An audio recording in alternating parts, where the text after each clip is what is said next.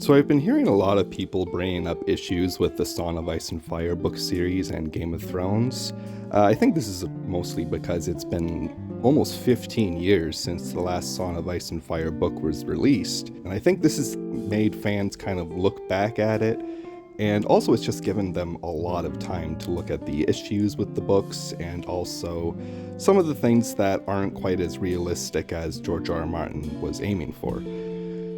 But in the case of language, it's very strange because there are different languages in Essos.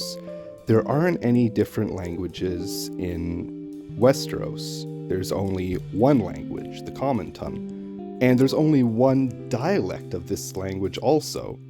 There isn't like a northern dialect and a southern dialect.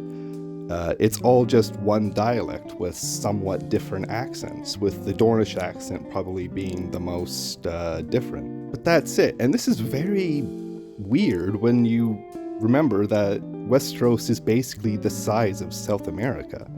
And, even like medieval England had multiple languages. Medieval Britain had different languages for the Scots living in the north.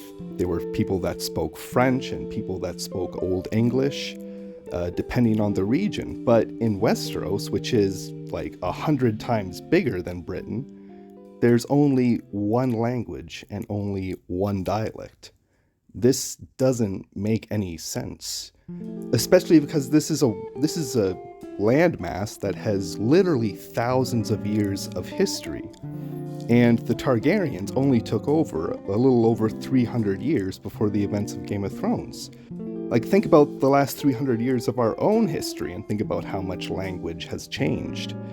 This is not happening in the world of Westeros. And to be fair, I realize that George R. R. Martin is not a master linguist like J.R.R. Tolkien, but he could have at least made a bit of an effort in establishing that there are different languages or different dialects in Westeros.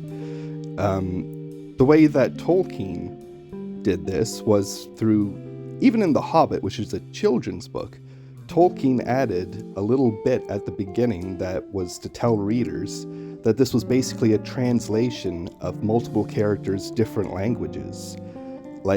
That's the in-world explanation for the books as a whole, that they are a translation, basically, but that every character, depending on where they came from, had a different kind of language.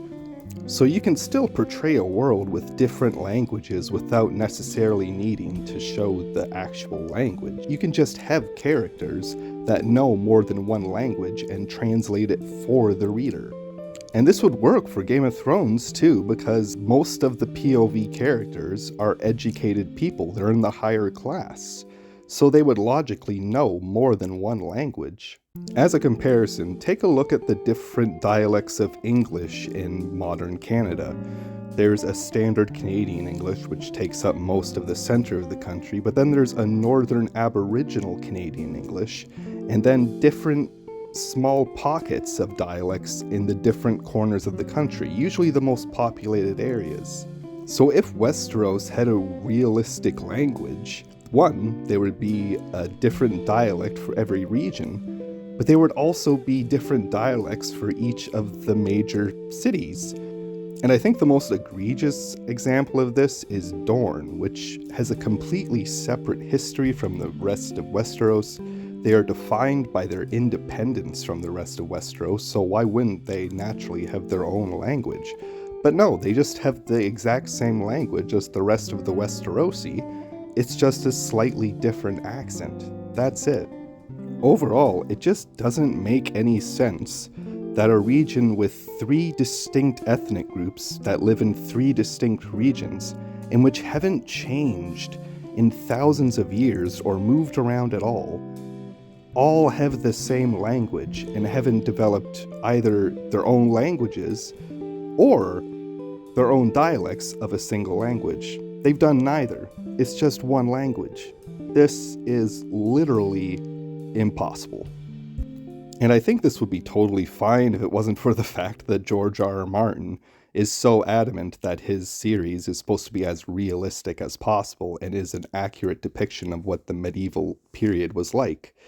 Like, sure, like the religion and the history and things like that are all pretty realistic, but when it comes to the language and the history of the language and how people talk in different areas, it doesn't make any sense. It's really silly. It's clear that he just did not try when it came to Westeros. He put some effort into the different languages in Essos, but even that isn't really great because it's really just a few different languages in a really big region. But yeah, it's just strange, and I just wanted to talk about it. But yeah, that's about it.